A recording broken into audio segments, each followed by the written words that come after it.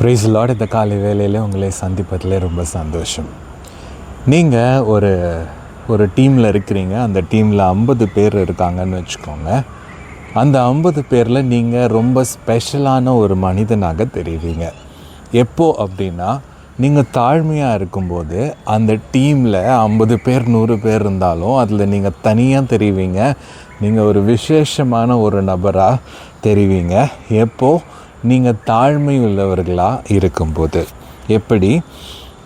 யாக்கோபு 4ஆம் அதிகாரம் 6ஆம் வசனம் இப்படியாக சொல்லுகிறது, அவர் அதிகமாக கிருபையை அளிக்கிறாரே, ஆதலால் தேவன் பெருமையுள்ளவர்களுக்கு எதிர்த்து நிற்கிறார், தாழ்மை உள்ளவர்களுக்கோ கிருபை அளிக்கிறார் என்று சொல்லி இருக்கிறது. ஆண்டவர் யார் கூட இருக்கார் அப்படின்னு பார்த்தீங்கன்னா, தாழ்மை உள்ளவர்கள் கூட தான் இருக்கார். அதனால உங்கள் கூட ஆண்டவர் இருக்கும்போது, நீங்கள் தாழ்மையாக இருக்கும்போது, ஆண்டவர் உங்கள் கூட இருக்கும்போது நீங்கள் விசேஷமானவர்களாக இருப்பீங்க. அப்போது தாழ்மைனா என்ன? தாழ்மை எப்படிங்க தாழ்மையாக இருக்கிறது? நான் தாழ்மையாக இருக்கிறேன்னா இல்லையான்னு எப்படி கண்டுபிடிக்கிறது அப்படின்னா, இந்த ஒரு 3 பாயிண்ட் நம்ம யோசித்து பார்க்கலாம். நீங்கள் தாழ்மையாக இருக்கிறீங்களா, நான் தாழ்மையாக இருக்கிறேனா என்பது நிச்சயமாக கண்டிப்பாக தெரிய வரும். தாழ்மை என்பது என்னால் செய்ய முடியும்னு சொல்கிறத விட, ஆண்டவரே நீர் எனக்கு வேணும், நீர் எனக்கு உதவி செய்யுங்க, நான் உங்களுடைய ஸ்ட்ரெங்க்த்னால், உங்களுடைய பலத்தினால இந்த காரியத்தை செய்து முடிப்பேன் அப்படின்னு நம்ம சொல்கிறோமா? நம்ம சொல்கிறோம் என்றால் நாம் தாழ்மை உள்ளவர்கள். ஏனென்றால் முதலாவது நம் ஆண்டவருக்கு முன்பாக நாம் தாழ்மை உள்ளவர்களாக இருக்க வேண்டும்.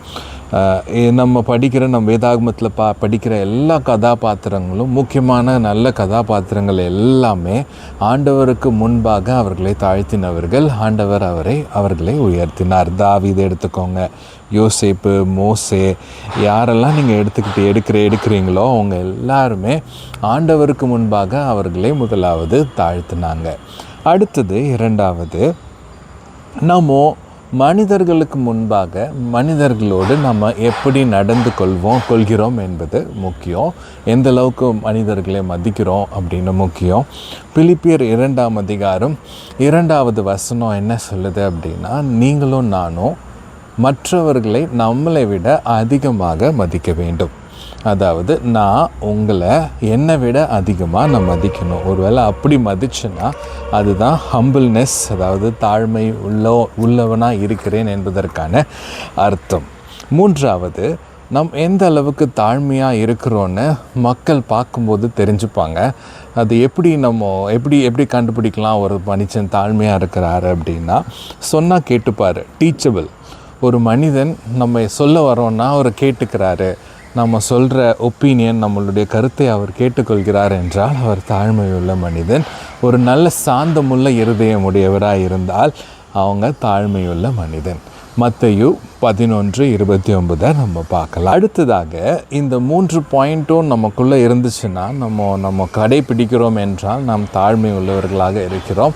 நாம் தாழ்மை உள்ளவர்களாக எங்கே இருந்தாலும் தேவன் நமக்கு உயர்வை கட்டளையிடுவார்.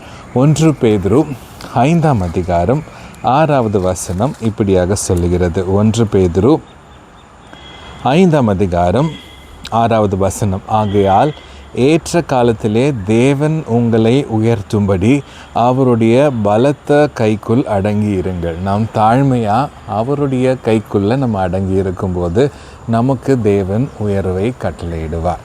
நாம் ஜெபிக்கலாம். அன்புள்ள பிதாவே, இந்த நாளுக்காய் நன்றி செலுத்துகிறோம். நாங்கள் உமக்கு முன்பாகவும் மனிதர்களுக்கு முன்பாகவும் தாழ்மையுள்ளவர்களாக நாங்கள் இருக்க எங்களுக்கு உதவி செய்யுங்கப்பா.